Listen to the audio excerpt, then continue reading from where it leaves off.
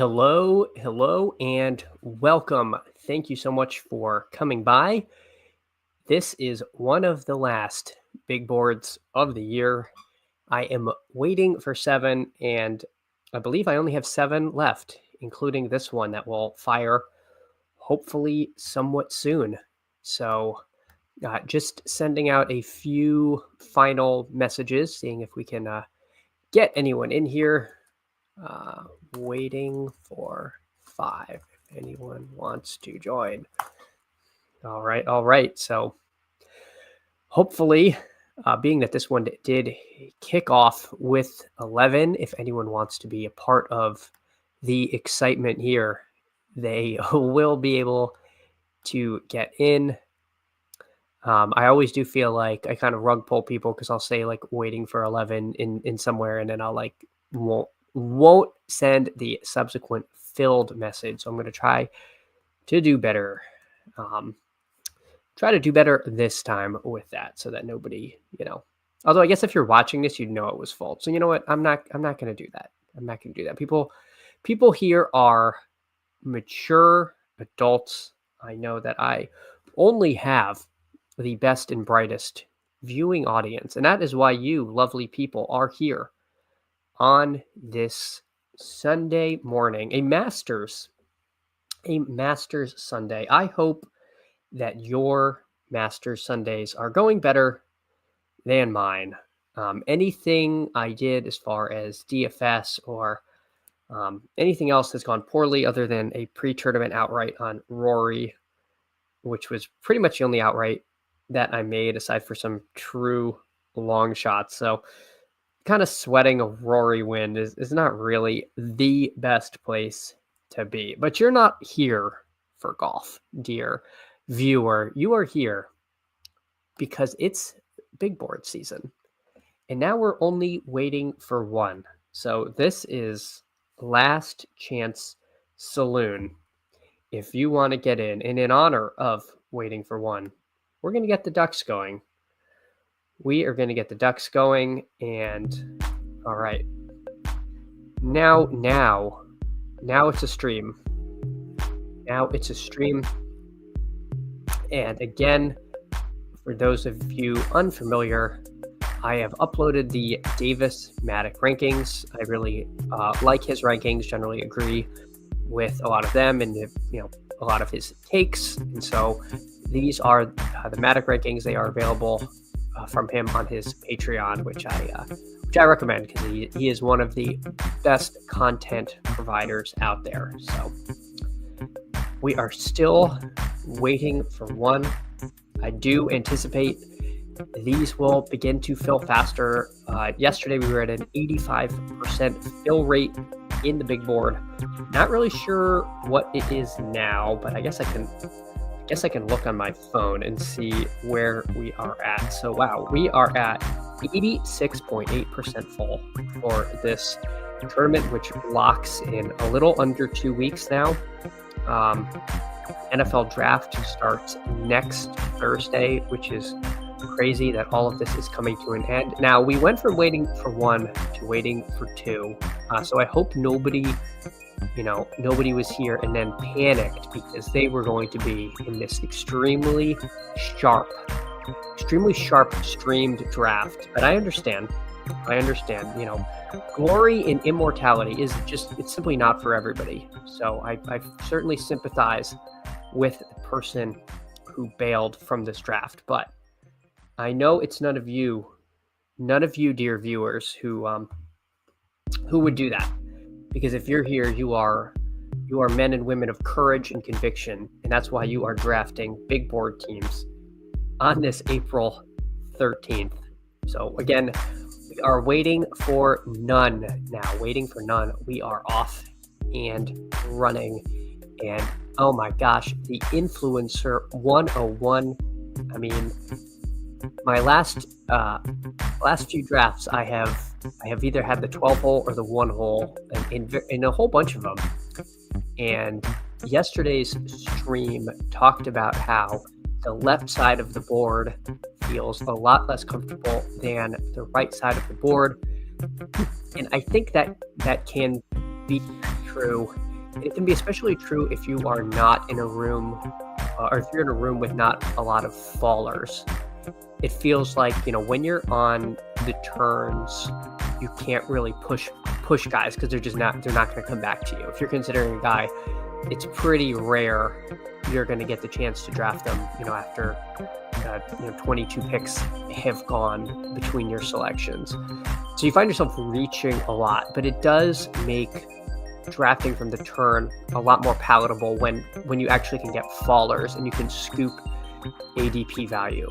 And it did feel like yesterday's first room, where I was drafting from the 101, was pretty sharp, and a lot of the higher conviction rookies and guys with nobody's role is safe. Like, we think everyone's role is safe, and then the draft happens and we find out we're wrong about everything. But perceived safety, a lot of those players went earlier than I'd hoped, and it did not feel like a great draft. And then, of course, the second draft, we had somebody who took 3 elite quarterbacks and then took Devontae Turpin, Rico Dowdle, and Deuce Vaughn. So, and then after that, drafted fairly normally. They took a couple more quarterbacks, but nothing past ADP.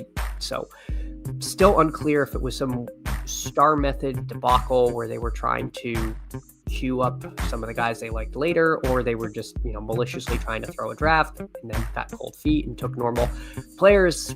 So frankly, essentially waiting for the canceled email, but we will see if that happens.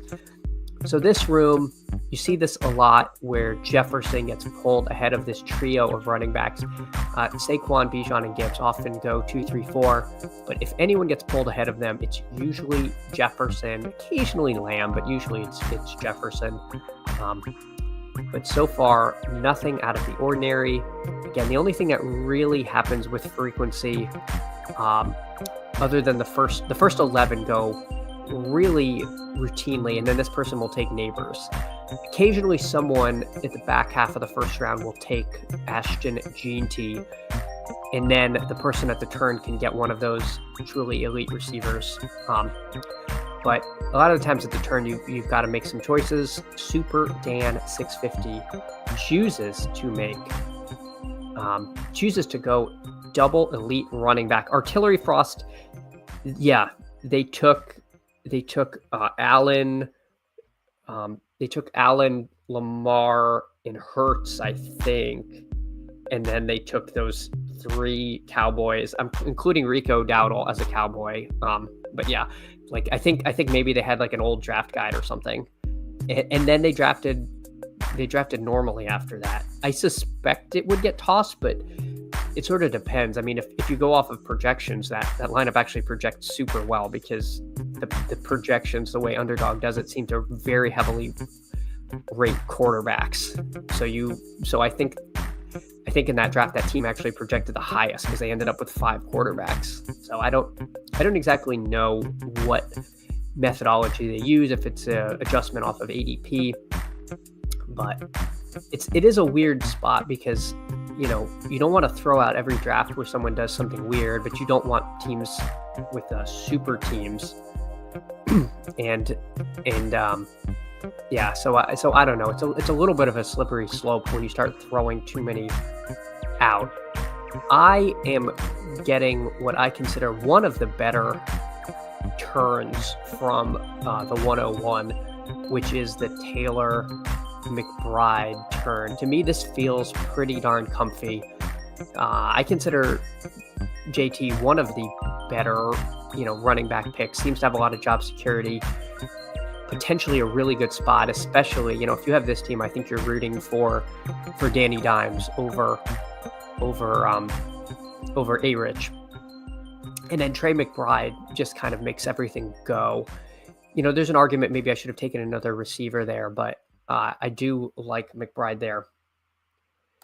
I think the Underdog projections are just a sum of Underdog projections. Yeah, I think you're probably right.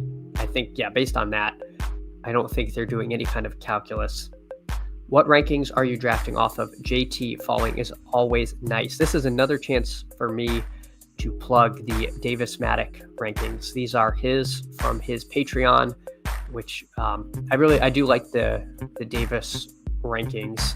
So that's what I have in here. I sometimes use the leg up rankings, but I find myself making more adjustments there than I do with the Davis ones. I think he actually came up with new rankings yesterday. Davis's rankings are awesome. I've been using them all spring, and I'm very happy with my teams. But I do think he came out with new rankings yesterday, so there might have been a couple adjustments. I'm assuming he may have moved Carr down. I think these I have reflected Bond getting pushed down. I know I was manually trying to push him into Narnia. I drafted Davis when they're updated recently, but leg up rankings are more often. Yeah, no, leg up does a great job. They put those out pretty much every day, if I'm not mistaken, or at least every 2 or 3 days, especially as draft season's gotten closer. So I like those. I was trying at the beginning of big board season to vary my rankings to kind of get different player takes and textures on the teams. And honestly, I have a little bit of a problem where I just kind of IKB it anyway, but I do try to take rankings into considerations. So you know what, Artillery Frost, this reminds me, the better viewing experience is to have the draft board up for people, and frankly, the better drafting experience is to have that up so I know what the heck is going on in these rooms. And so far, this is kind of looks a little more running back heavy. We've got 2 Piss Boys, Boomhauer and Forsaken 75, and then we've got 3 robust RB bros holding it down. I don't love what Super Dan is doing with 1 receiver through 4, but that could just be the slappy in me. It does feel like you're really playing catch up there. Although, at 60 and 61, there are some good receivers that I feel pretty comfortable with, so I don't hate it. But honestly, just Josh Allen is not a guy I take a lot of, and I think it's because I don't love taking him over the receivers in that range, or even I was taking a lot of Chase Brown. I'm getting a little nervous about him, especially with the Bengals literally calling every running back like it's 1 a.m. and they were at the bar too late, and they're just calling everyone. It's getting a little scary, especially that they're it wasn't just like the late round guys. I believe it was like Jenkins. I think Hampton paid them a visit, Henderson. So not great. Not great for your nerves if you are sitting there with a lot of Chase Brown. I think I actually have like 9%, which is fine. This was discussed ad nauseum on Twitter with Emo Cowboy and Pat from the Fantasy Dog Pound. But my take, the TLDR there, is that everyone in this contest is going to have Chase Brown at roughly the same ADP. And Chase Brown, we're still going to be taking him in BBM, even if they take another running back. And there's a good chance, we're going to be taking him, let's say, between the 60s and 80s. That's still a guy you're expecting to hit your lineup. That's still a guy you think could be the week 17 person you need. So if you just do a full fade because someone in a different contest gets better ADP, I think that's actually not a great process. So that is my long and short of it.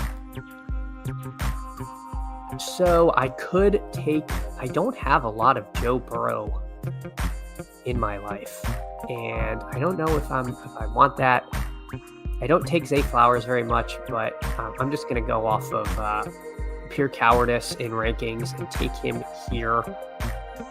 And then I'm going to take a guy I have been trying to catch up on. I did this at the 1 hole the other day. I took Jalen Waddle here, and again, I'm more comfortable reaching at the turns, and frankly, I think with where Waddle goes on the board, ADP of 57, that puts him over here. He's never going to make it to 72, so there's not going to be a lot of Jamar Chase, Jalen Waddle teams in this contest. And if I think there's a chance, I think there's a good chance of positive regression, whether or not Hill is traded away. So I think that since ADP is a predictor of fantasy performance, if you're expecting Chase Brown's ADP to go down later, you should fade him. I didn't full fade him, but have like 6%. Artillery Frost, if I could trade my 9% for 6%, I would absolutely do it. Frankly, I'd probably go down to 4%. I don't think it's optimal taking a guy at market who you think is going to go later. I don't want that necessarily to be the point I was making, but I was seeing arguments for full fades of him. And again, it's like, that's a different contest, like I'm just reluctant to put a full fade position on Chase Brown because he could still be the guy you need in week 17. That's not unreasonable. And again, I don't think he goes to 0 if they take another running back. There's no guarantee that the rookie running back, outperforms him. There is a lot up in the air. We like to project these rookies as like surefire hits, and then, we remember that they're not always. And incumbency in the NFL can be a very powerful thing, and certain teams really do make it hard for rookies to unseat their guys. I'm not fading him because I can take him in BBM. I'm fading him because I think he'll be cheaper in BBM, and that means he has less expected fantasy points. Yeah, that makes sense. And I'm honestly backing off of him. I'll take him if he's a big faller. I'm not like trying to hold the line at 35 anymore. I have capitulated to that. But there are those who think he is undraftable, and I don't agree with that. I don't agree with that proposition. Plus, we don't know if they're actually going to take a running back. I mean, teams do weird stuff, and there's a lot of smoke screens and things. And if teams did what they should do, I've said this for a long time, that Brock Bowers would be a New York Jet, and he's not. They for some reason passed on someone that I think would have just been such a good fit for them. So Forsaken 75 goes heavy running back with Hampton, Chuba, and Judkins. Chuba, that is a nice fall down to 56 because he was in the late 40s. I guess people are really worried that Dowdle is going to eat into his workload, but I'm a little surprised to see Super Dan took yet another running back. I like Chris Olave as a catch-up receiver because he was a 2-3 turn kind of guy, and now you're getting him at the 5-6 turn. If he's healthy, we could be looking back at an ADP of Chris Olave as really, kind of ridiculous. But there's a lot of weirdness going on in New Orleans, and that's kind of normal for New Orleans, right? Like if there's going to be a city where weirdness is happening, New Orleans is pretty likely to be the culprit there. So I am coming up.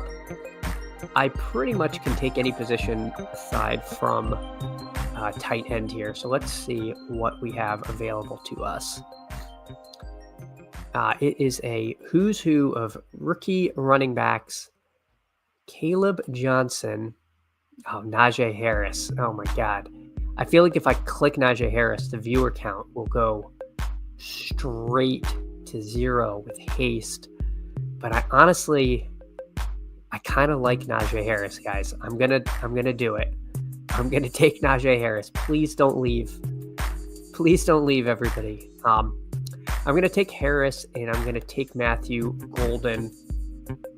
I have been mixing up the rookie running backs yesterday in this spot. I took Luther Burden. I have plenty of Igbuka. I'm going to buy this team that he could end up at the Cowboys. I will pull the board up, and yeah, I was clicking him hand over fist when he was before he signed. So I have a very good CLV on most of my teams with Najee. I guess my reasoning, and I'll go back to the board, is Caleb Johnson. I feel like you tell me one of these running backs ended up with 1,100 yards and 9 or 10 touchdowns. Who's more likely, Caleb Johnson or Najee Harris? I think I'm saying Najee Harris. Even though the mystery box of Caleb is fun, I do think he's going to have a role.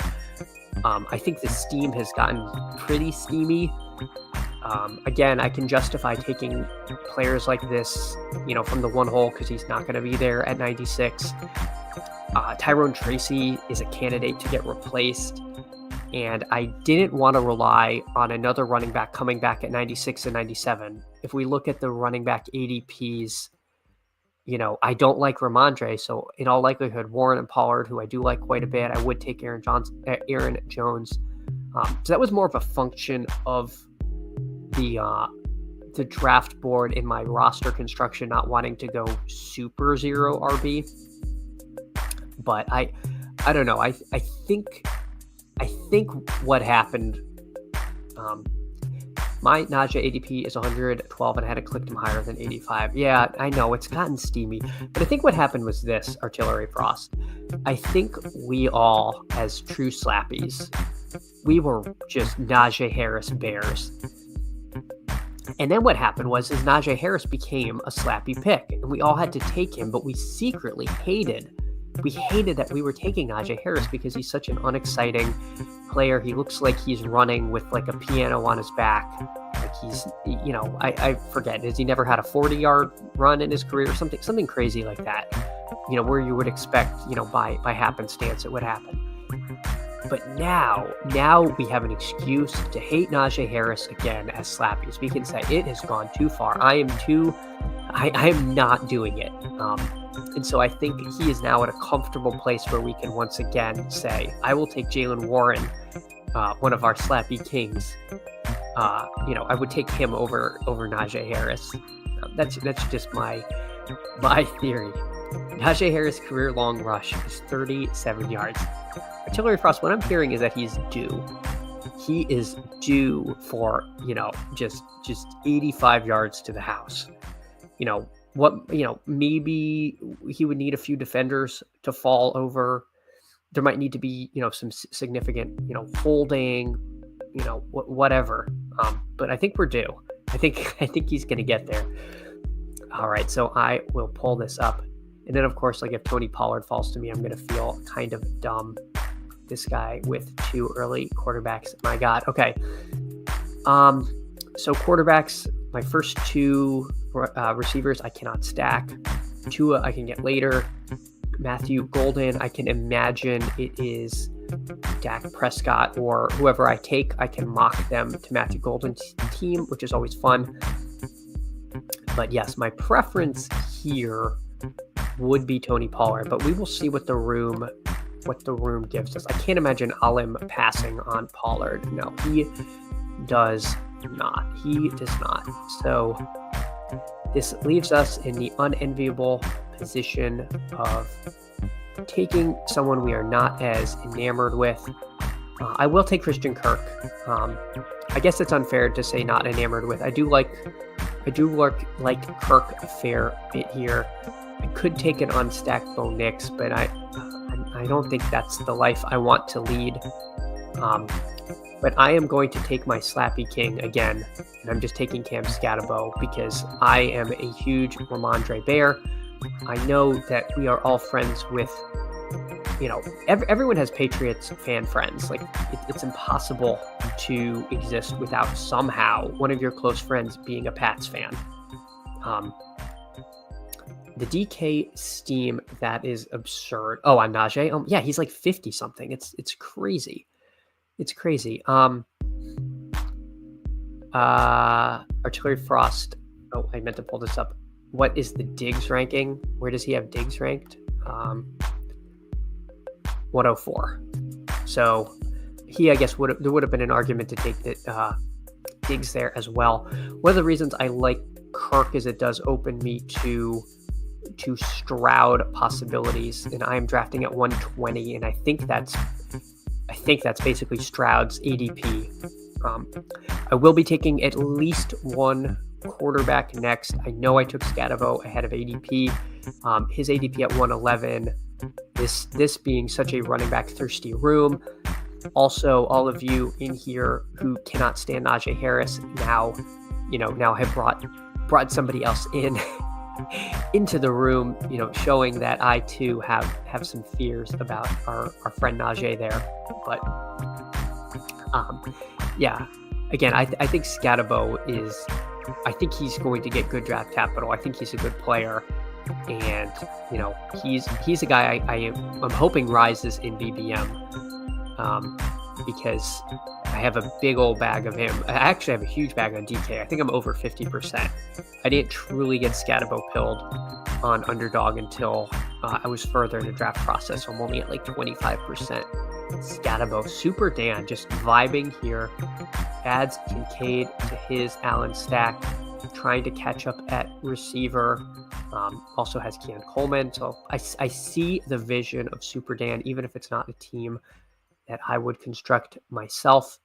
Neil, this guy building a Super Jets stack. So we are clearly in a room of people who have a plan, which is always fun to see. And then you have people who don't have a plan. People who take things. Oh, I guess he stacked Burrow and Higgins. I don't really love taking Burrow and Goff there. It does feel like a little too much high-priced quarterback, especially considering Burrow has no rushing upside to speak of. So you're just getting two expensive pocket passers. Not my preferred way to build, but again, to each his own. To each his own there. So we are coming up shortly. There goes Bo Nix. That was a big fall on Nix. Dak is still there. Stroud is still there. We'll see what is here. I could potentially take Justin Herbert because, it's always nice to stack your quarterback with your non-pass catching running back, especially in a scheme which doesn't pass much to the running back. That's something you can do. I could always mock, Matthew Golden to the Chargers, but all right. So Boomhauer unfortunately takes that choice away from me there, and we are coming up. So I do love David Njoku. Michael Pittman's interesting. I think he gets a little more hate than he should. I don't necessarily mind that, but I think this team really needs to double tap quarterback, and I think it's just gonna be Dak and Stroud here, and then yes, I'm assuming Golden goes to the Cowboys, but frankly, I think Dak is pretty underpriced. He was going fairly high 2 years ago, I think it was. I don't really understand the kind of negativity around Dak. I think he's a good pick this year, and I think Stroud, there's a good chance we see a bounce back, and it is nice to have your quarterbacks who play indoors. Ferguson can come back at the next pick. Also, Artillery Frost, I don't take a lot of Ferguson, and maybe that's a leak. It's so easy in the big board to say like, oh, I bet they draft position X, so I'm not going to take player Y, and that's probably a bad process. The vibe on Ferguson feels kind of weird. I know they took Schoonmaker, which felt strange, being that they already had Ferguson. It seemed, it's hard to tell late last season because the wheels completely fell off the team, like what they were really trying to do. I felt like his routes run was kind of dropping, but again, he was coming off injury, and they were playing with, random, fans in at quarterback, and it was kind of a disaster. The Cowboys this year are last year's Bengals, where CD is the actual 103 behind JJ, and Dak Prescott is 3-round underpriced. You are speaking my language, Artillery Frost. My truth serum take is that that CD Lamb should be going ahead of Justin Jefferson, and probably at least 2 out of the 3 early running backs. We were taking Lamb at the 102, and the only thing that happened last year was Dak got hurt and the team fell apart. Now Dak is ostensibly healthy. I don't think their defense is going to be great, and why are we pushing Lamb down? I don't understand it myself. Kevin, thank you for stopping by. Indeed, Brad freaking Brandells. It is me. It is me. And similar to last year's Bengals, that the Bengals were underpriced because they got injured. Yes, because as a fantasy community, somehow we really struggle to do anything other than just like apply what happened last year into a template moving forward. But Artillery Frost, unfortunately, the aforementioned Jake Ferguson goes at 136. Cam Ward at 134 is pretty early for Cam Ward. Does he have Ridley? Yeah, so I know Cam Ward's ADP on DraftKings is, I think it is like 155, so maybe he could have pushed it.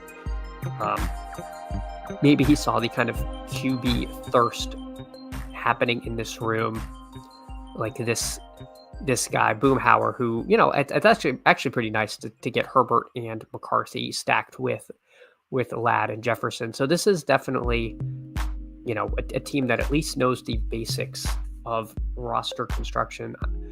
I'm going to pull up the squad and see what we can see. I don't think I'd hate a Tua click for this team. I think I would take Keenan Allen if that was an option. I think he's just going to go back to the Bears, and we're all going to wonder why we let him go at 136 because, you know, pretty solid player, and I don't think he's just going to retire. So I will take Allen. Let's see. Let's check the rankings. Yeah. Oh God, QJ. No, thank you. Yeah, I don't mind going 3 QB on this team, and, you know, then at least one of my top receivers is stacked with their quarterback, because, you know, I don't love my first stack really being my 5th receiver with my 2nd quarterback. And I feel good about this QB room. Again, I think opinions vary pretty heavily in the big board. 2 QB, 3 QB, how much draft capital to use. But I do think the 3rd quarterback hits your lineup more often than people tend to think. I think JJ is the true 102 and was only underpriced because people were afraid of the QB situation. But if Kevin O'Connell can make Darnold look good, I will never doubt Justin Jefferson again. That is a good point. That is definitely a good point. Yeah, I don't have too much to add there. I hope McCarthy is good. We're all kind of assuming he is. He looked good in that, you know, very early preseason action. Was it the preseason he got hurt, or was it like week 1? Now I'm blanking. It feels like an eternity ago. But in his, you know, he looked competent, and yeah, I'm not afraid of Jefferson, but I do think they are very close. I think you know, Minnesota's defense being very good makes me tiebreak a little more towards the Cowboys,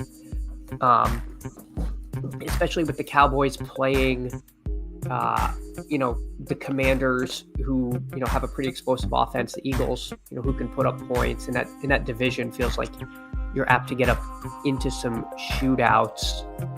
But obviously the NFC North is, you know, you get 2 Lions games a year, and that's worth its weight in gold, because those games, you know, the over-under on those games is like 98, and you just have to hammer the over because defense can become optional in those track meets. But yeah, I certainly, I'm not like fading Jefferson or anything. I think I have like 8% because I just get him at ADP typically. I'm trying not to make big stands in the first round there.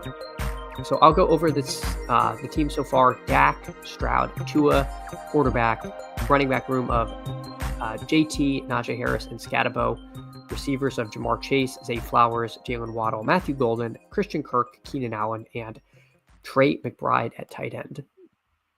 We'll pull up the draft board. That is very early for Io Manor. If you want to get Io Manor at pick 200, DraftKings.com is where you go. I've been drafting mostly over there because I am running out of big boards. I only have 7 left, so you got to get your fix somewhere. And it is just so wild how much steamier the rookies are. Giddens, same thing. Giddens goes at 180, 170, 180. Whereas here, if you want him, you got to reach up and grab him fairly early. Wow, Super Dan, how many receivers do you have? 4? My gosh. Yeah. Interesting seeing the way some teams build out their rosters. J.K. Dobbins at 164, man, he has plummeted precipitously as he remains unsigned.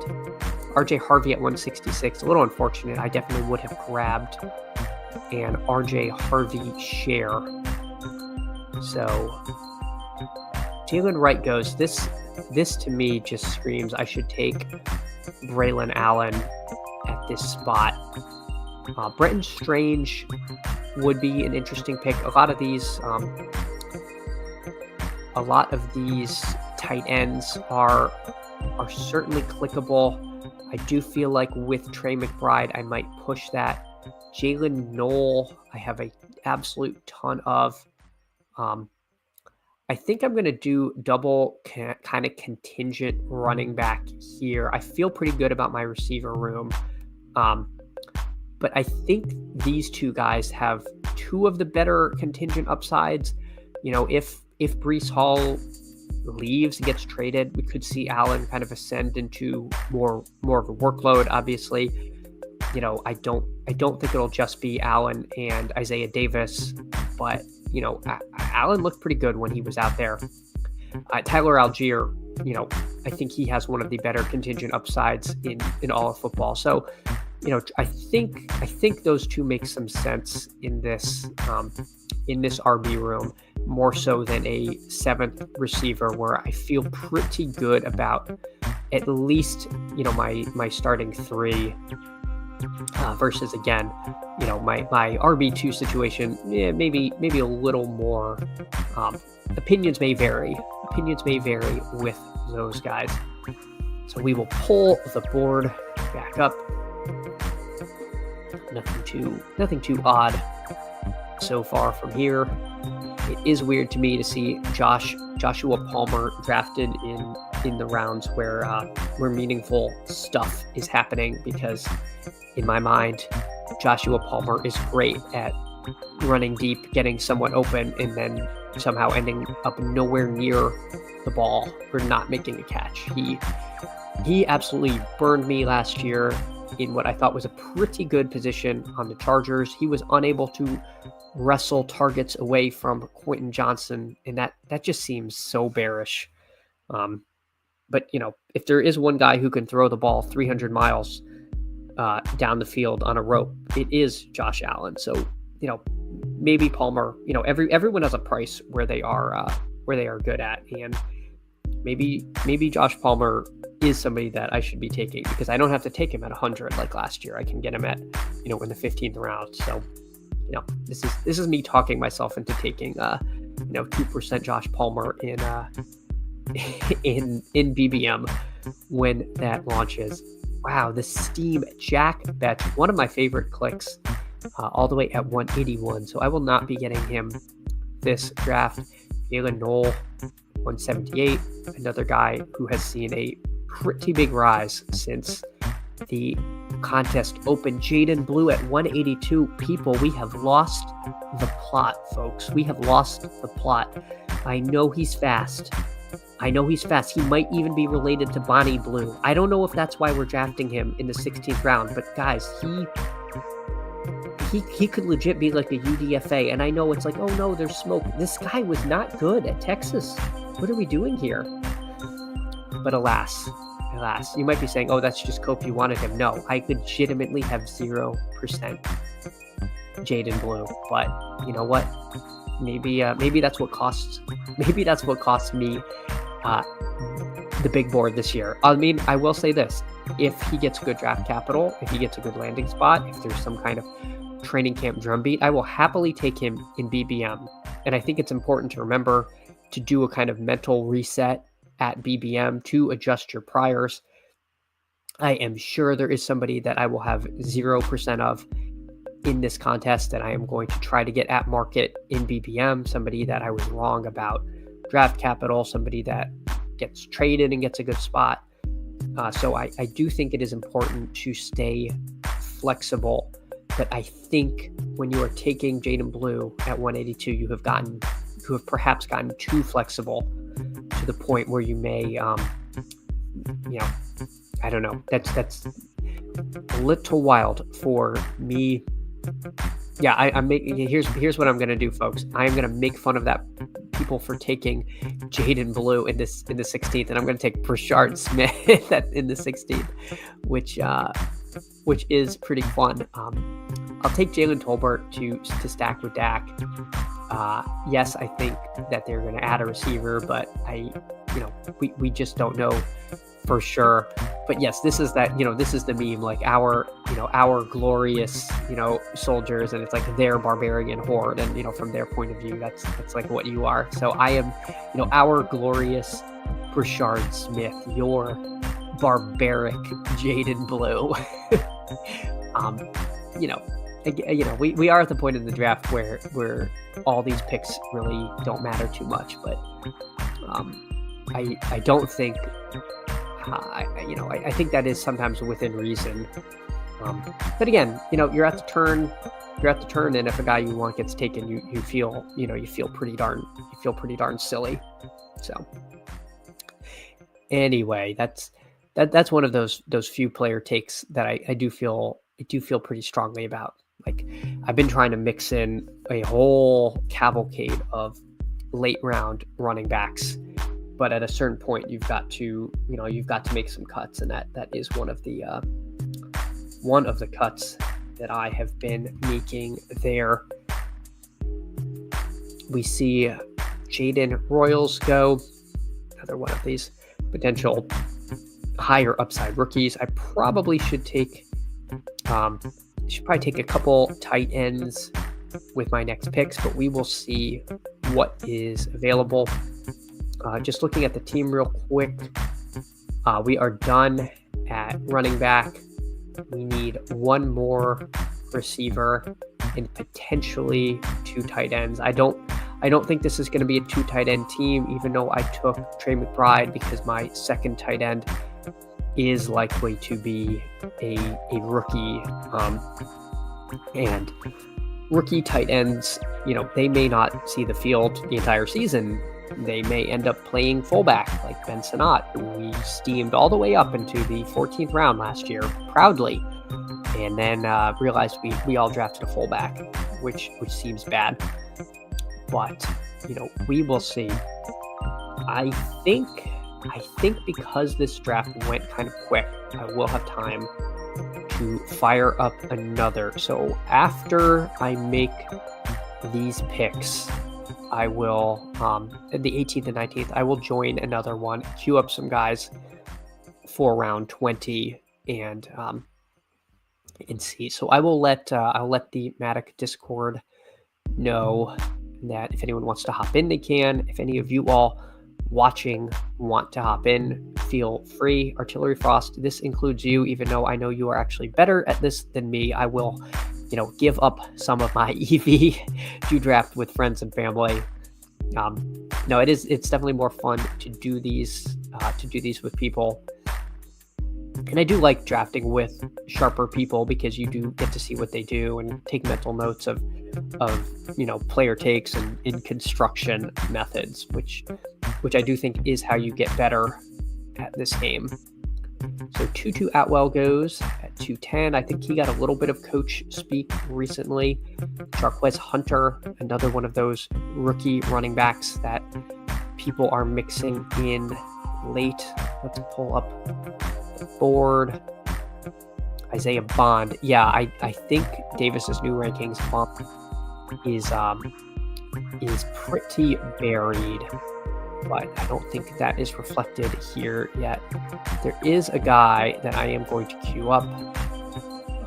Did he already go? No, I'm going to see if I can get Westbrook Akine, because I think there's a world where he plays more than some of the best ball intelligentsia wants to believe that he does. So hopefully Alms does not just randomly take him. No, he doesn't. So looking at tight ends, I think I'm just going to take Juwan Johnson and Westbrook Ikine here. So I will double tap them. I'm going to queue up some of these guys, go a little out of order from the Matic rankings. Boy, I hope I don't have to take any of those guys. My goodness, it's oof. All right, if I end up with a Rhonda Gadsden the second, then it was just meant to be. All right, I'm gonna fire up. You know what? I'll go over the team and then I will fire up another room. So we got QBs of Dak Prescott, CJ Stroud, Tua, Jonathan Taylor, Najee Harris, Cam Scatterbo, Braylon Allen, Tyler Algier, Rashard Smith, and then wide receivers of Jamar Chase, Zay Flowers, Jalen Waddle, Matthew Golden, Christian Kirk, Keenan Allen, Jalen Tolbert, and Nick Westbrook Ikine, with a tight end room of Trey McBride, Juwan Johnson, and a mystery box. Mystery third tight end. Kevin says, I'm calling it now. Bijan is the guy you need this year. Looking at how he played down the stretch as the offense got more in rhythm with the new offense, he was legit. Yeah, he definitely could be. I think I'm pretty close to at market. I may even be ahead of him. All right, I'm going to hop into this big board. Any of you all want to join? Hopefully it does not snap fail. Okay, waiting for 9.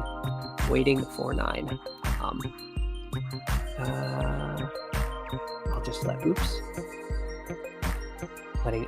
the people know, waiting for 9 if anyone wants to hop in a second here. All right. Yeah, I on DK I have Bijan ahead of Saquon, and part of that is because I think in full PPR he has so much more pass catching upside than Saquon does. But part of it is because I think there's a pretty good chance that Bijan actually just outperforms Saquon. To me, Bijan is a guy we're taking out of fear, and Bijan is a guy we are taking out of excitement, and Saquon is a guy we are taking out of fear. We all just do not want to get buried by Saquon again, but I don't think we're actually excited when we take him. That's sort of my big brain view on the matter. And so I've been trying, on DK, definitely I have more Bijan than I do Saquon. So let us see. Kevin hammering DKs this week. Yeah, I mean, I think it seems almost undoubtedly that DK is going to overlay, and possibly overlay pretty big.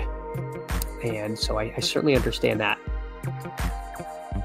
I've been doing DK drafts in my spare time, but frankly, their desktop interface is so bad, I prefer to draft DK on the phone. It is pretty brutal the way it goes. And I know it's a minor thing, but in your browser tab, it does not tell you that you're up or how many picks you are like Underdog does. Underdog will say 2 picks away. If you just have the tab open, it just says the name of the contest. And that's such a minor fix, but it would make it a whole lot better, in my opinion. That's just one thing.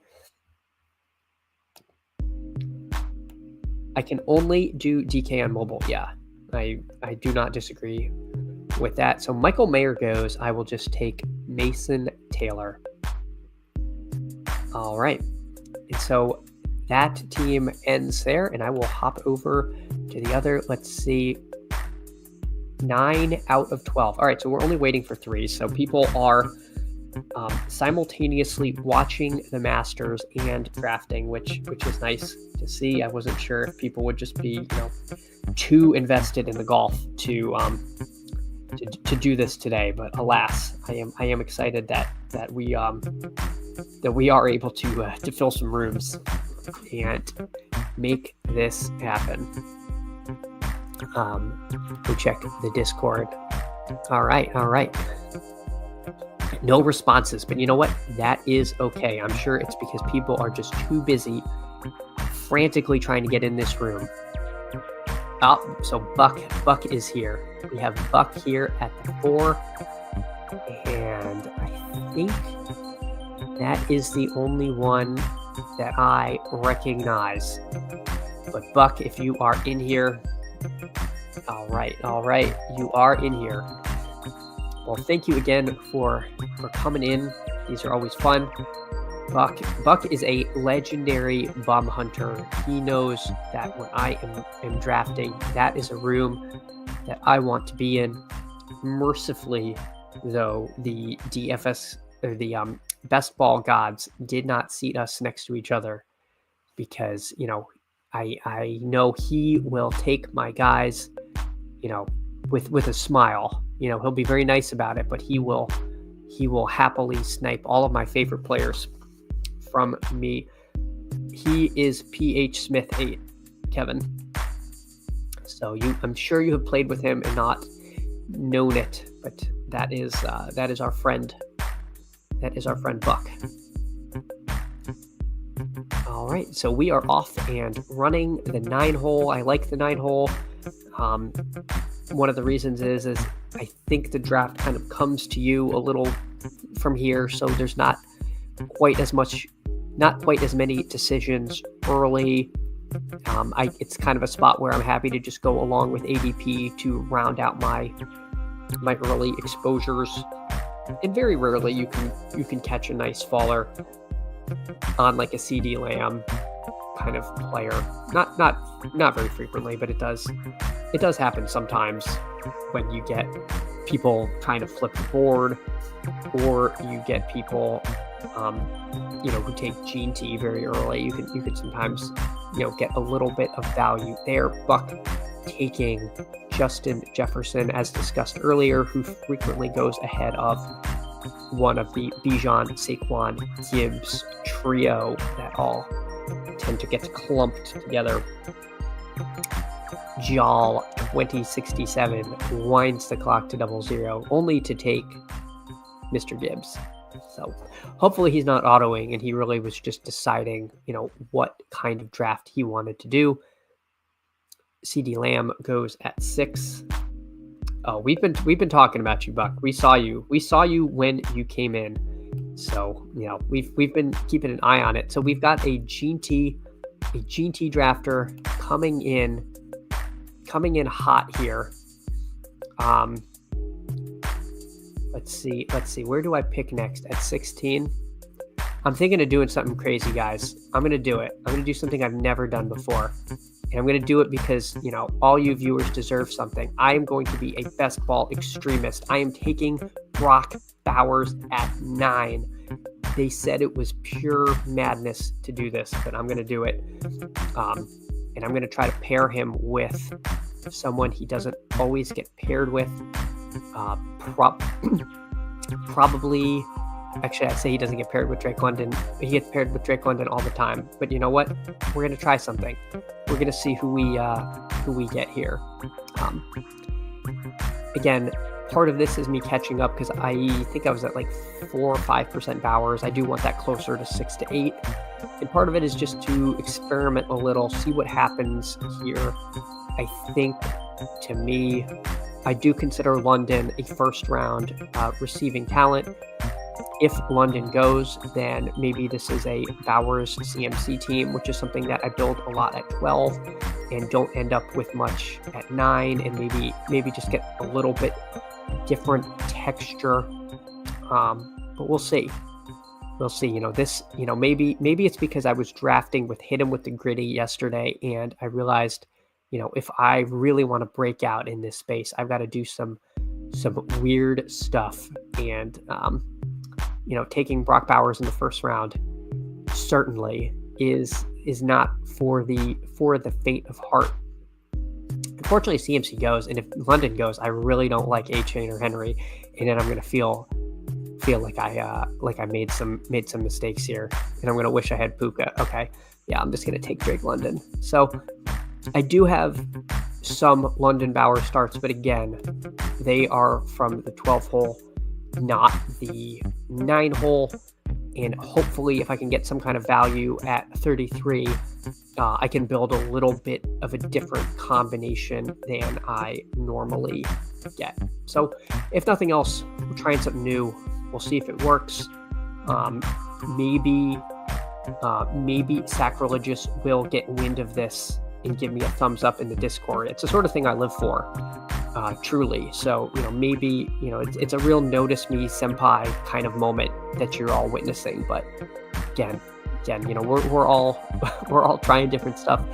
Buck on the clock adds Jonathan Taylor. Jonathan Taylor was minus 400 to go to Buck there. Buck is a Jonathan Taylor truther. Buck, if I win the big board, I will buy you a Jonathan Taylor jersey.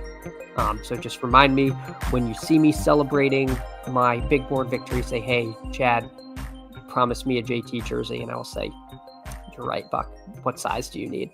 So you are really holding that ADP. You're trying desperately to push it down. I see it. Took Bowers 2 drafts in a row at the 101. I love it. I wouldn't recommend it. Neither went well. Buck, the 101 might be aggressive. The 101 might be aggressive, and I say that partly because I feel like you can get Trey McBride there, and I know Trey McBride is kind of like the Brock Bowers we have at home. But you don't sacrifice getting Jamar Chase on that team. Who's to say, what's going to work out? I'm sure you got some weird combinations by doing that. But if I'm going to flip the board, I really want that to be like Amon Ra or Nico or BTJ, someone who really always lurks over here. Because if you take Bowers, who sometimes goes at 18, 19, then you have the chance of players falling to the one hole. What I'm trying to say is that you might not end up with really unique combinations. You might just end up with the same combinations minus Jamar Chase, and you're not always feeling super great about those. Let's see. I am going to get a receiver I like here, whether it's MHJ, Evans, or Worthy. So Harrison goes. This is a little bit of a tough choice. I do like Xavier Worthy quite a bit. I am just gonna take Mike Evans here. There's a chance Worthy comes around. There's pretty much no chance Evans will. Again, Evans, they moved heaven and earth to get him 1,000 yards. I really like to see that. I mean, even his opposing teams conspired to make that happen. So happy to take Evans there. And again, if I get Worthy, that would be awesome. Jonathan Taylor's my man this year. I mean, I think I have him at market. So I hope he is good too. Certainly, again, I assume if you are in the Jonathan Taylor camp, you are rooting for Danny Dimes over A-Rich, because I do think Danny Dimes is much more likely to support an RB1 explosion than A-Rich is. I know they're both mobile, but I think there's a difference. And my recollection is A-Rich just does not throw to him, whereas Danny Dimes is not afraid of a good old check down or 2 or 3 or 4. So yeah, I see the vision in Jonathan Taylor. I will pull the board back up after I make my next pick. This is a bit of a fall on Allen. I'm hoping I get Worthy, and I do not get Worthy. Fantasy 420. Fantasy 420 is just sitting there. Maybe they just took a big rip. They're telling themselves how fast Xavier Worthy is. And, I hope they're enjoying their Sunday. I really do. Whereas me, I am sitting here wondering if I should take this fall on Josh Allen. I take almost no Josh Allen. Yikes. Do I start now? I feel like I need a wide receiver more than I need a fancy Josh Allen pick, especially with the Bills seeming to want to limit his limit his rushing and usage. Okay, that saves me from Allen. Lamar is still a pretty good pick here, but I'm going to go ahead and just add a JMO share to this team. Partly, if I really want to get giga-brained, it's because at 9, I literally faded Amon-Ra. So if I take JMO, that's like double leverage there. So, if I'm betting against Amon-Ra, I might be betting on JMO. I also think, JMO really showed that he could be a legitimate receiver. I don't think the Lions offense is going to get markedly worse, even with the Ben Johnson departure. So I'll add him. It also potentially opens up Goff as a QB for this team. Plays in a dome, kind of ticks all the boxes for me. Like him a little more than Devonta Smith, although I certainly understand the Devonta Smith argument, and there is a potential AJ Brown. Yeah, I don't know. I know Buck. I think Buck, you're an AJ Brown bear. I might be making that up. It's either you or Kevin. I think one of you is a Brown bear. Agree on dimes. Okay, good. I didn't want to just be making that up. He's going to start well. I don't know. I think it's closer than a lot of people think. I mean, if I had to bet, it would still be on A-Rich, but unfortunately, I do not have to bet. I guess I say I do not have to bet, and I've been drafting A-Rich occasionally, so I have slightly bet, but really only taking A-Rich as a third QB potential spike week guy. But he could be a big old zero. Taking Joe Burrow at 44 ahead of Jaden Daniels. I guess this guy did have Chase Brown and T. Higgins, so if Jaw 2067 did not get Burrow, they might have slammed their laptop shut in disgust. So I guess I get that. Otherwise, just kind of scanning the board. Don't see anyone doing anything all that crazy. Game God trying desperately to catch up at receiver after going running back, tight end. I, of course, have not taken a running back yet. Leaning into this year, hopefully being a good 0 RB year. Buck. Okay, Buck, you got Jaden Daniels at 45. That is a nice fall. That is a nice fall there. Certainly makes sense. Interesting that this Mulder guy took his A Flowers over completing his Daniels stack. But I guess again, opening 2 running backs, you might be a little wary on deviating too much there. A classic one-hole team where you are holding your nose and drafting guys like Cortland Sutton that you're not excited about. Going back to yesterday's discussion on why the left side of the board can feel kind of sketch, but does get a nice faller on Devonta Smith. I feel like him at 49 is a pretty nice place to end up. All right. Well, Omarion Hampton. Yeah, no chance he was going to come back to me at 57. Unfortunately, just thinking through, I'm probably going to end up with someone like a Ken Walker, James Conner type that I'm really not too excited about. Just a little bit unfortunate, but we'll see. We will see what we get. Maybe we will get a nice faller. But Buck said no. You're not getting Ken Walker. When you're not getting Ken Walker, I am getting Ken Walker. So I'm going to pull up the board and see what's going on. By ADP, we've got Mixon and Hubbard. Hopefully, one of those does come to me. I don't think there is reason to pass on running back for Odunze, Metcalf, or Ted McMillan. We will see by rankings. We've got Mixon, Hubbard, Henderson here. Again, if Mixon and Hubbard go, I'm going to be a little disappointed. I definitely am worried about the Texans drafting a running back because Joe Mixon kind of just a volume hog. Although his fall off last year does feel like it was slightly injury related. I'll just take Mixon here. He was a guy who was going in the early 40s, so I'll take some ADP value versus some of the other other lineups that we've been making.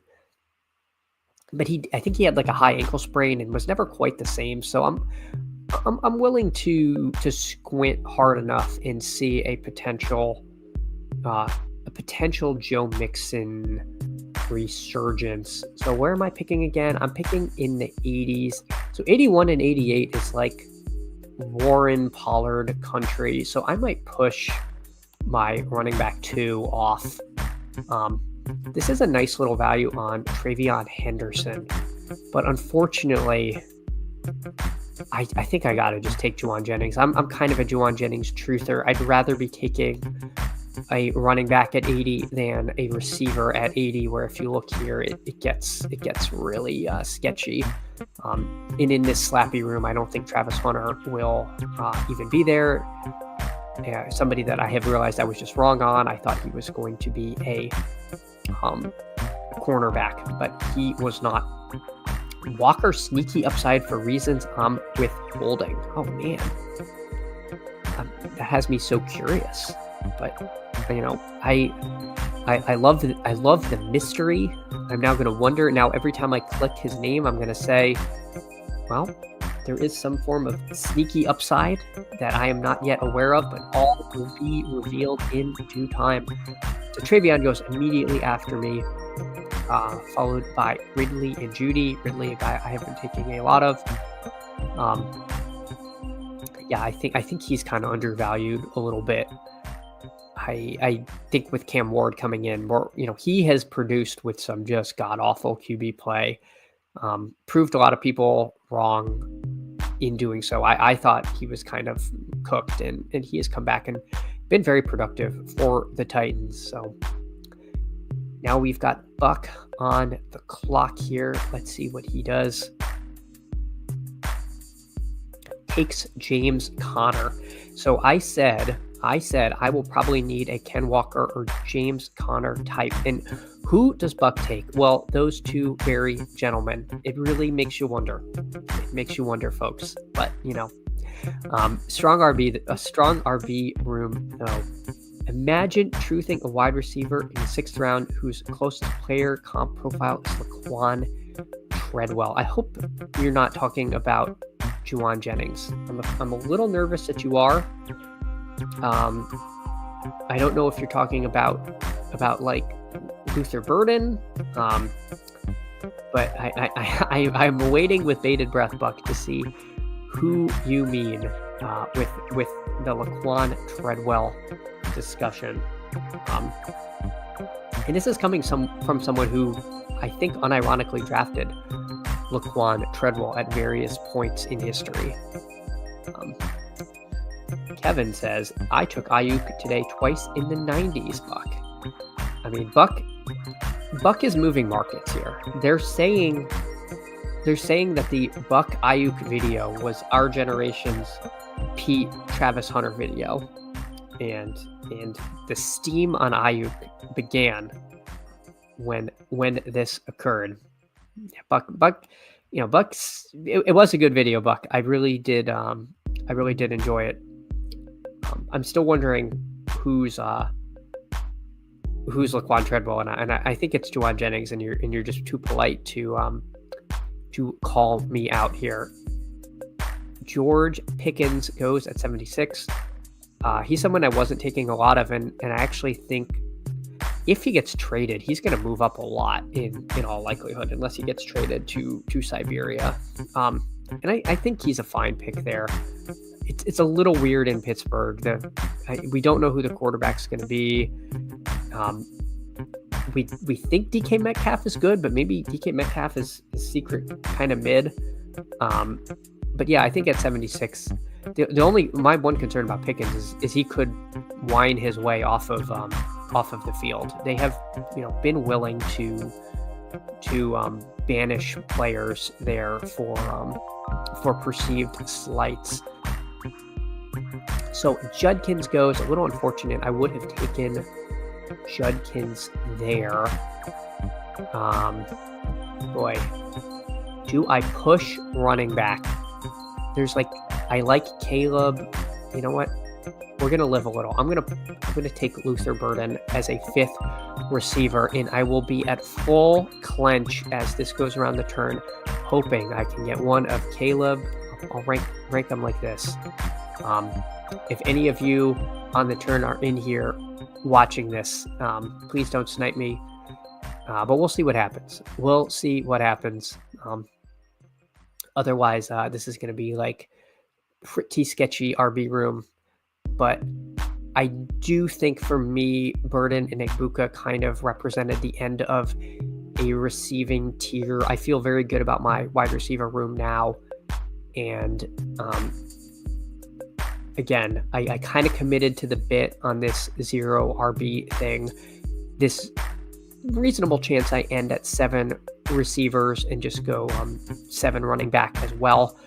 Taking Brock Bowers also means I'm not going to be trying to get some of those mid-round tight ends, or if I take a mid-round tight end, I don't need to take a 3rd tight end. So, again, we will see. Hopefully this does not go running back.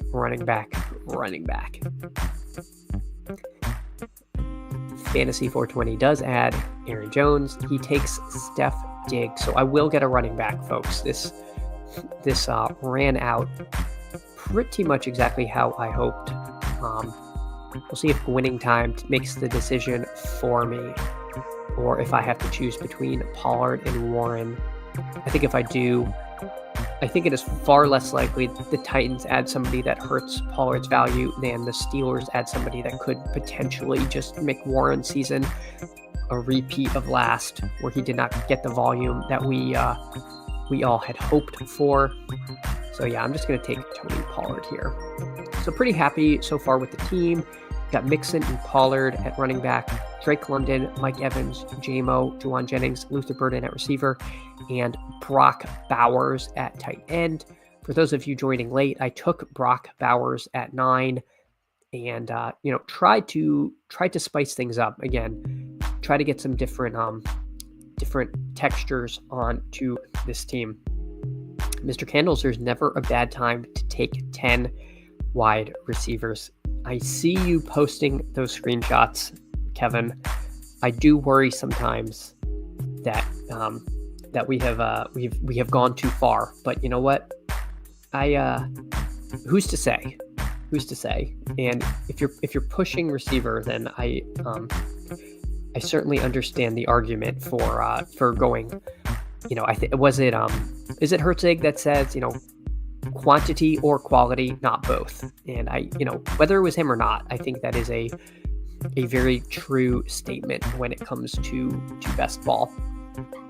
As our friend Buck adds, Jonnu Smith, roughly around ADP, makes sense there. Brock Purdy goes to Gabe God, who had Ayuk and Pierce also. Once again, we're seeing people with plans and visions on their team making some of these selections. Bo Nix goes at the turn to the Sutton drafter. I mean, my gosh, people are truly staying in their lanes here. Okay, well then he took like an unstacked Baker Mayfield. Oh, well, he has Bucky. We'll give him a pass there. Bucky catches passes, and Baker is past ADP. So we'll allow it. This team, of course, does not have a quarterback yet. The stacking partners are starting to thin out a little bit. I still have Penix and Geno as possible people, and of course, any QB I draft is also going to take Luther Burden. So, I have stacked Luther Burden in the big board, because that's what you have to do sometimes, is the mental gymnastics that you actually have a stack. And we see our friend Buck take Josh Downs, as he is apparently just all in on the Colts this season. Just a true dyed-in-the-wool believer. Let's see what we've got coming around to us. Potentially a unstacked Kyler. Not someone I really love taking unstacked. Don't hate it. I don't think he runs as much as we think he does, although I did read something that, now that he's further removed from knee injury, he might be running more, which would be exciting. He's a potential pick for this team. Let's see what comes around. Jalen McMillan's a guy who you had to take in the 70s and is now, falling into the hundreds. Don't think that's the worst pick. There are some running back fallers, obviously. I don't mind taking Scatabo. I could take him. He actually might make sense on this team.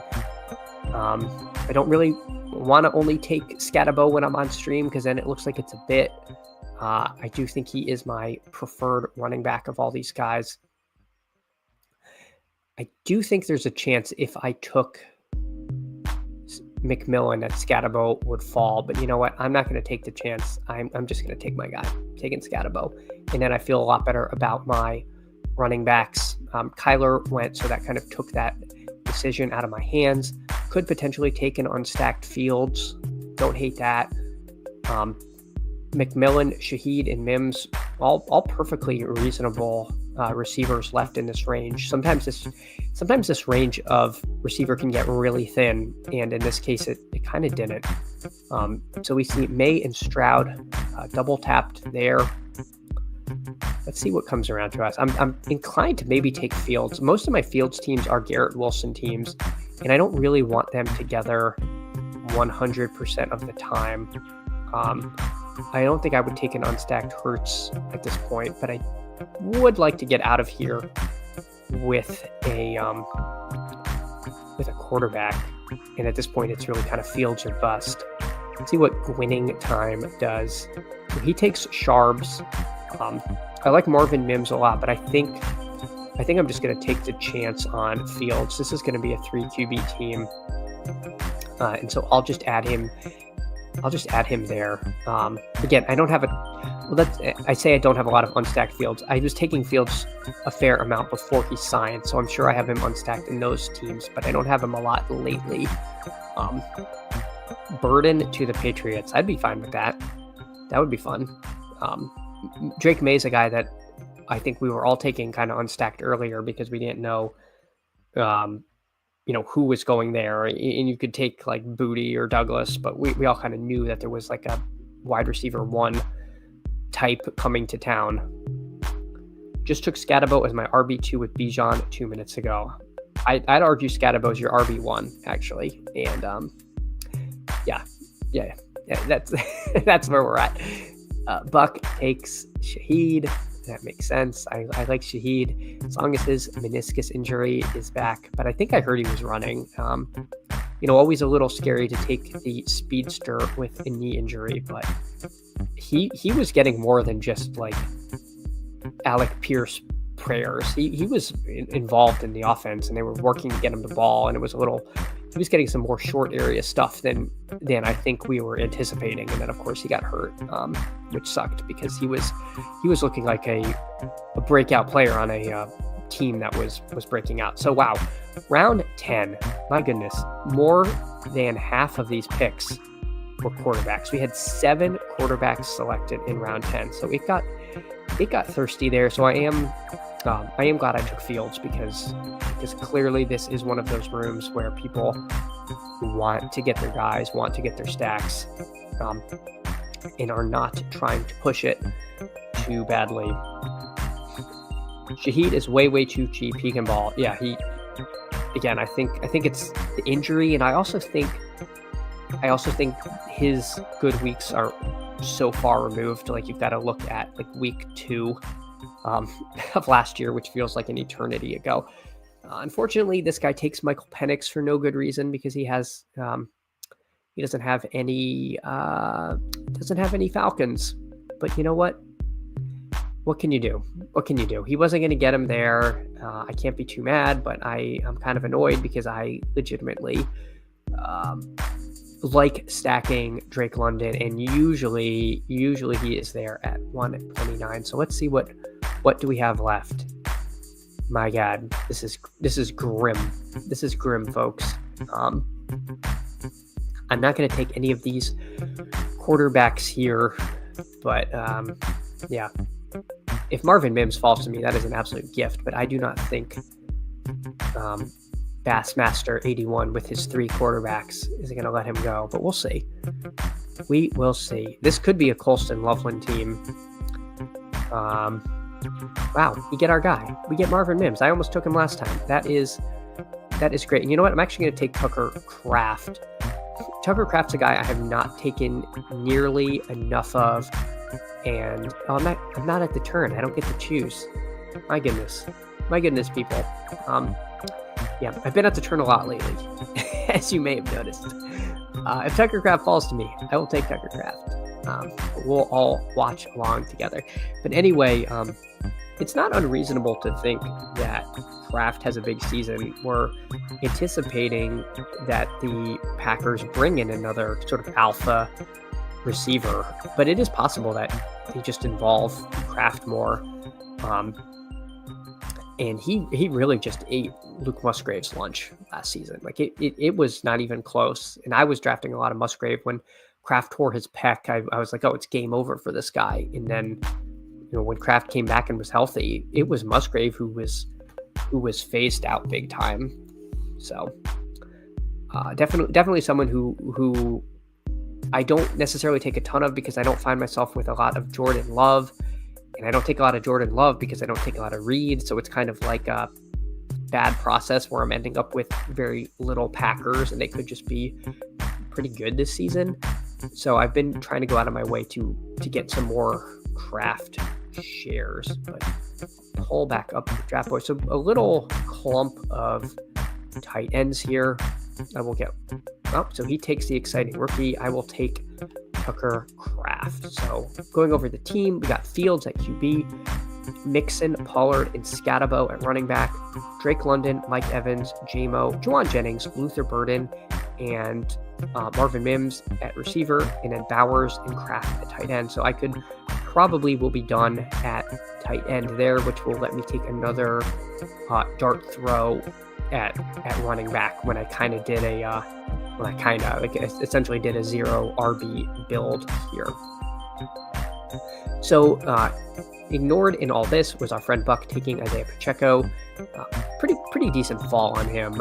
If he's back from injury and we're just not taking the Chiefs RB1, we're all going to feel kind of silly. Obviously he did not look good when he came back, but I just don't think he was healthy. And, with a full off season to heal up, hopefully he is back. But the Chiefs are certainly candidates to add somebody, but the Chiefs always do weird stuff. So who the heck knows, who they will add and, what kind of draft capital that will be, or if they will go to their local Best Buy and see who is working as regional manager and invite them in like they did with Kareem Hunt. I don't know that Kareem Hunt actually was working at Best Buy, but it's possible. It is possible that that's where he was before he was on a team and playing in the Super Bowl. So Buck then takes QJ. Buck, we all make mistakes. That's fine. Keenan Allen, Keenan Allen, who has hands that are capable of grasping an oblong shaped ball, versus QJ, who it's unclear if he fully understands physics and catching and stuff, but it is fine. The one hole, what did they do? What are they doing at receiver? So they took 5 receivers in the first 6 and shut it down. No receivers thereafter. Understandable maneuver there, trying to catch up at other positions.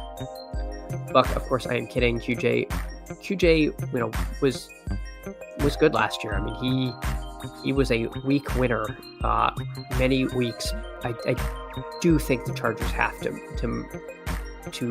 find someone else, though.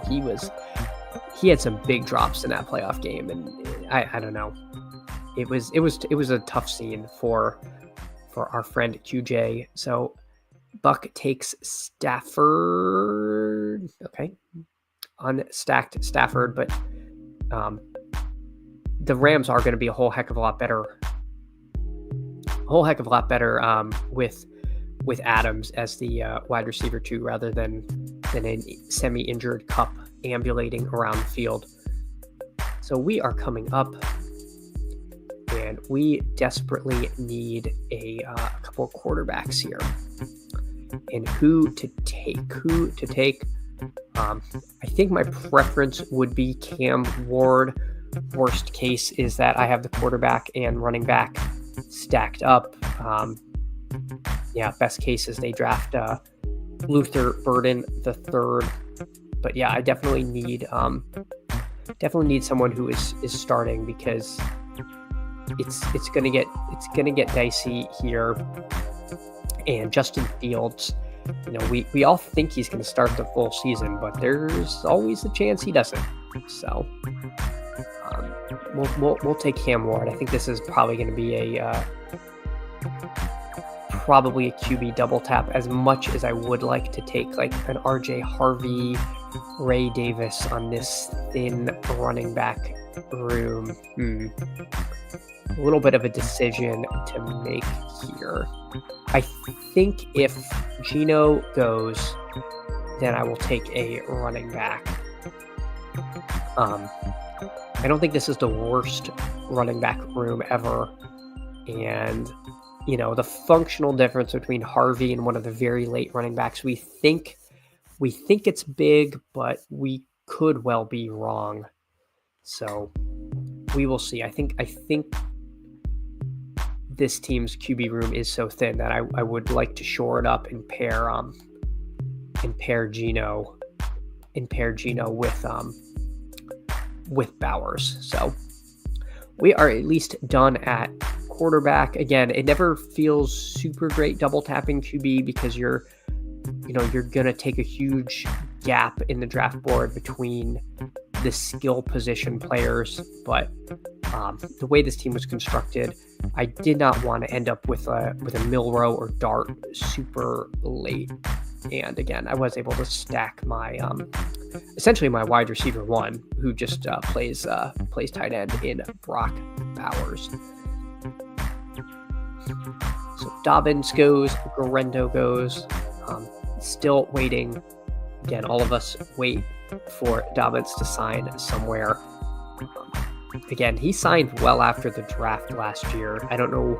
I think we were all expecting him to sign early, and he didn't, which just feels so bearish when we were taking him and Najee pretty close to each other, and then Najee gets the dream landing spot, and J.K. Dobbins is sitting by the phone waiting for it to ring. Let's see who our friend Buck takes here. Buck, of course, has Daniels and Stafford as his quarterbacks. I would be surprised if this isn't RJ Harvey, if he's still out there. When you're good, folks. Yes, he takes RJ Harvey, proving it is truly the Buck from the thematic Discord. Harvey being a very popular running back pick in this range, him and Giddens. Stafford is the best QB price on the board, IMO. I agree and I disagree. Stafford has this unique ability to throw for 350 yards, 4 touchdowns, and no interceptions, and then he'll have 17 fantasy points. I think there's some kind of glitch in Underdog and DraftKings where it blows my mind, because I feel like he has really good real life games that don't translate to fantasy. I don't understand how it happens. But it's not just like the lazy, he doesn't have rushing upside, because he truly is a statue. But somehow his fantasy numbers just haven't gotten there of late. And now I do think with Adams coming by, we could see a Stafford renaissance. And Frankly, I think they're going to bring in a tight end as well. I don't think Tyler Higbee is that guy. And if they bring a tight end with juice, that could really be an explosive offense. And yeah, we could be wondering, like, why are we taking Jordan Love 4 rounds ahead of Matt Stafford? Like, that, to me, that doesn't make sense. Like, Stafford's easier to stack. Stafford plays in a dome. We think their offense is probably better. What are we doing here? Jordan Love doesn't run either. So I agree with you, Buck, in that Stafford is somewhat undervalued. But I do find it funny that it does not seem like his fantasy production and his like real life value in production there somehow is like a big delta there that I just cannot explain. So I am coming up. I will definitely be taking a running back. I think I'll take Tyler Algier here. I like Braylon Allen as well.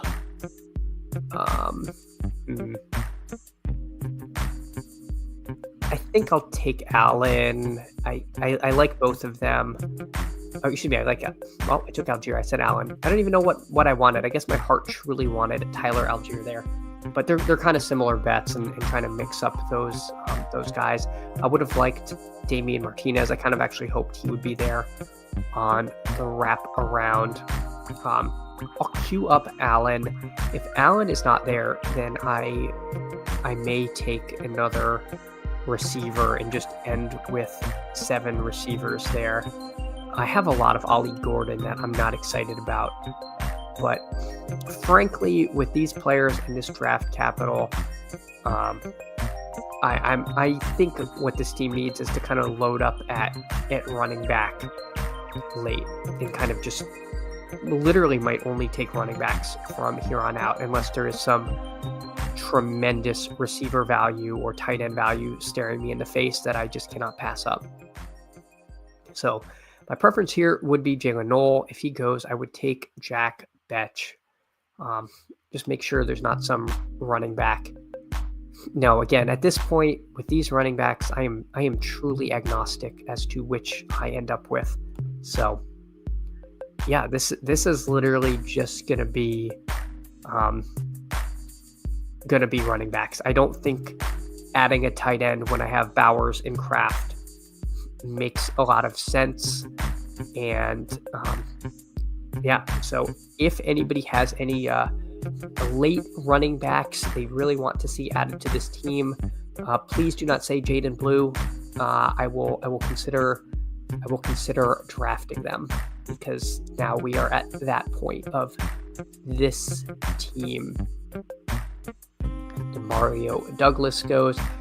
We see Shadur Sanders goes at 183. His story in draft position has been really interesting with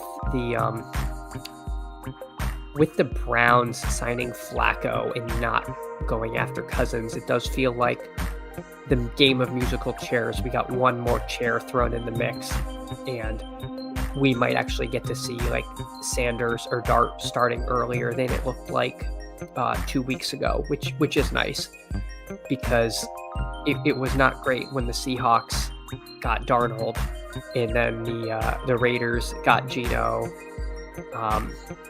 Some of the spots where we potentially projected rookies started to fill up, but it does seem like Cleveland now is a potential landing spot for one of them.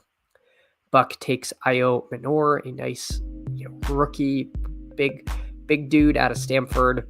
I think was it a good Senior Bowl he had? I think it was good at the Senior Bowl, or maybe it was a good combine. Either way, Io Manor hopefully get some decent draft capital, because I have a fairly mid to large sized bag of him.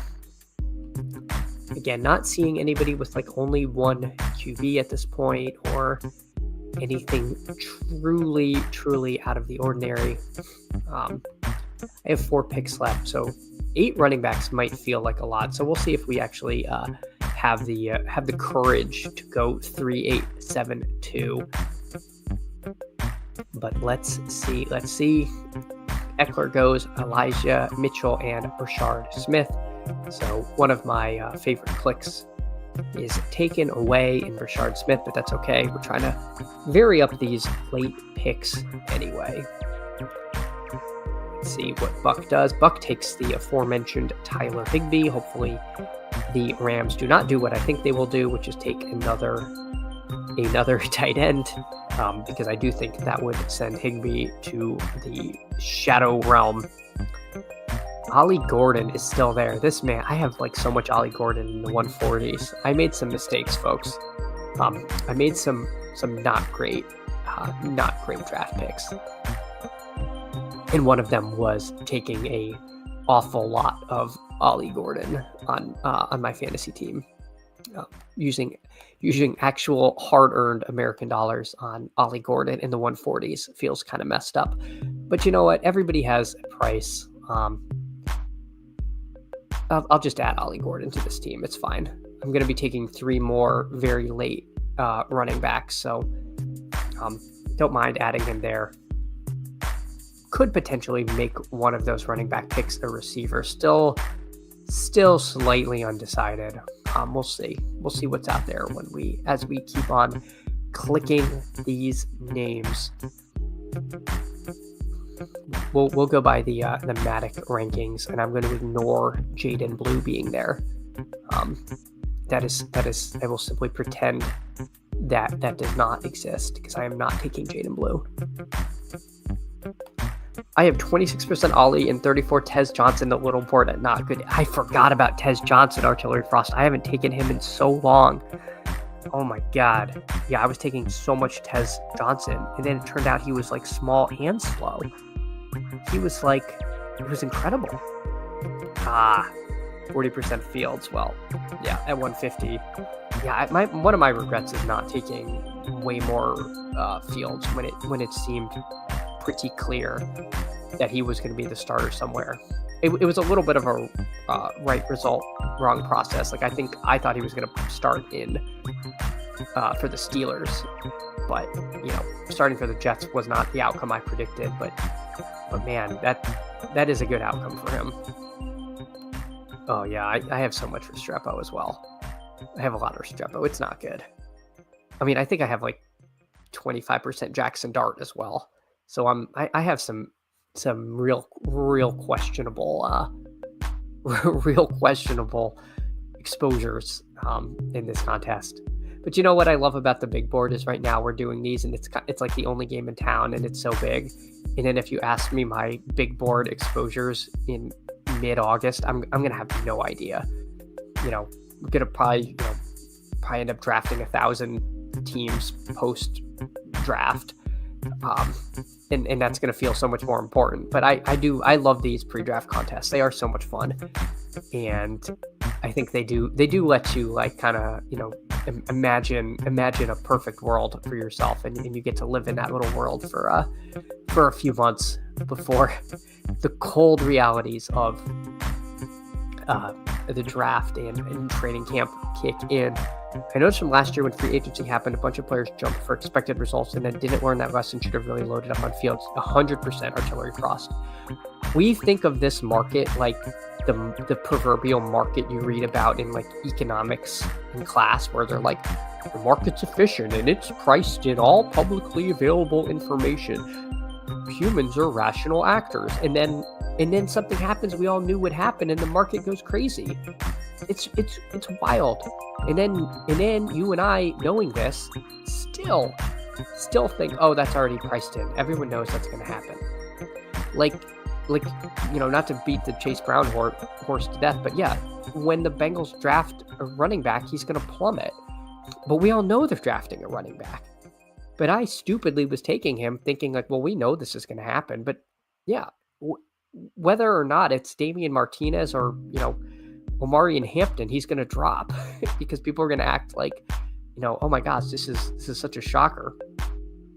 I'm not sure the market we learn about in school is created by rational actors. Artillery Frost, in my past life, I was an equity and fixed income trader. And I will tell you, I quickly learned that none of us are rational, and things are not as priced in as you think, even in in so-called mature markets. I actually think us sweaty best ball people might be better at processing information than traditional finance boomers are. That's that's just my 2 cents on that. But when market prices these things, people think ooga booga new information, despite the fact that the information is not actually new. I am 100% with you. I just added Taj Brooks to this team. Let's see. If Trey Tucker is there, I will add Trey Tucker to pair with Gino. Maybe I should have taken them there. I kind of do want Trey Tucker. But again, if I don't and I end up with Jordan James, Trevor Etienne, Raheem Sanders, or LaQuinn Allen, I will let the fates dictate that. I don't know if I really want to take 8 running backs. I don't know. I'm kind of feeling like these 7 receivers, who's more likely to hit my lineup? Another stab at running back or Trey Tucker? That's going to sound really stupid one way or the other late in the season. I have absolutely no doubt of that. Let's see. All right.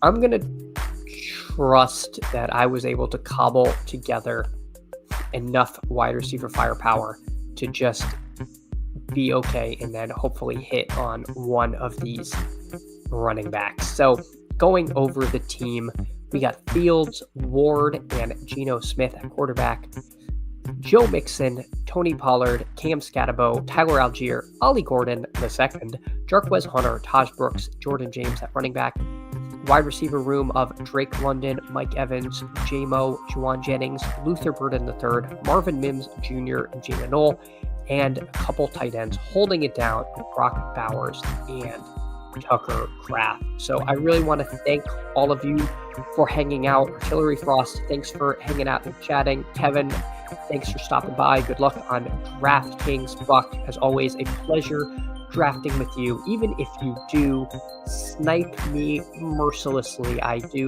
would rather draft with you than not. So thank you again so much for coming by. Artillery Frost, thank you for the kind words. I truly appreciate it.